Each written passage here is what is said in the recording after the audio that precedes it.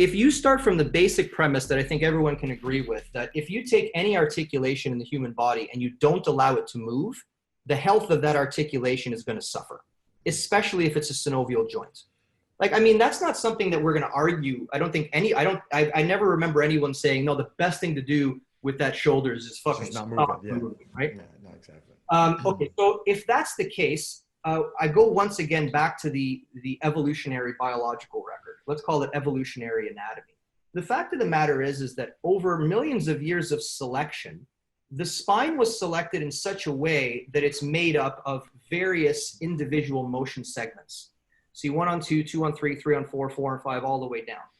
Of course, you run into a sacrum, and then for some odd reason, that didn't maintain its segmentation. The sacrum, all natural selection said, you know what, there's an advantage to blocking all these things together. So that's what happened. But that natural selection never took place in the rest of the spine.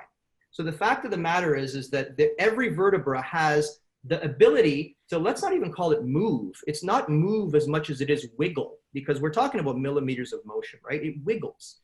So that wiggling or that motion of individual joints, it's not like the spine is made of different anatomy or different physiology. There's bones, there's articular surfaces, there's cartilage, there's synovial membranes, there's synovial fluid. It is what it is. And the fact of the matter is in the spine, those joints are needed, or the movement of those joints is necessary to maintain the ongoing health of those articulations.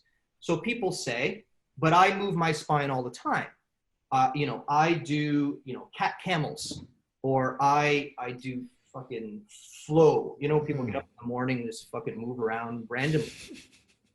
And that's all great. And that would work if the spine continued to segment.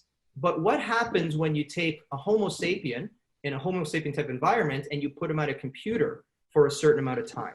Or you tell them to only hinge at the hips, because when you're deadlifting, which apparently, I don't know if you guys know, is the most important goddamn thing in the history of the world, apparently.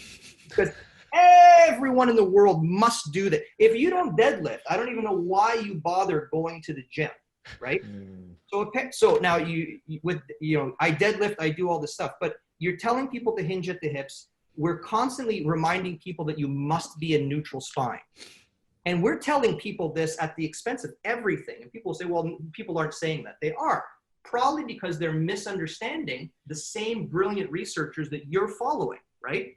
So to say that someone who walks around, with their back in extension all the time and sits with their back in extension and then deadlifts with their back in extension and puts their feet in the exact same position and extends and sits like this, that person probably hasn't segmentally moved their spine in quite a bit of time.